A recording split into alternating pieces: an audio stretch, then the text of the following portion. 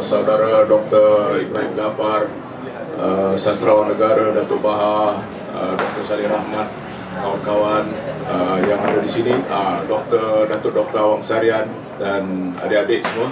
Saya bukan penyair, jadi saya tak baca sajak. Cuma saya nak sebut dua perkara je malam ini. Yang pertama, saya tengok persembahan yang telah dibuat oleh dua kumpulan daripada Unit 10 dan juga daripada UiTM, Puncak Alam. Ya. Ini adalah dunia saya sebenarnya. Sejak 50 tahun yang lalu saya terlibat dalam dunia ini. Dunia drama, dunia teater, dunia pembacaan puisi. Ya.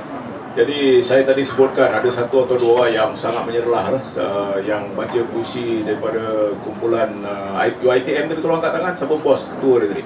Kepada Samsin di mana tadi? Ada di belakang. Ya. Dan kemudian yang baru tadi daripada Unit 10. Saya mahu melihat satu kualiti yang baik daripada persembahan pelajar-pelajar. Ya. Saya mula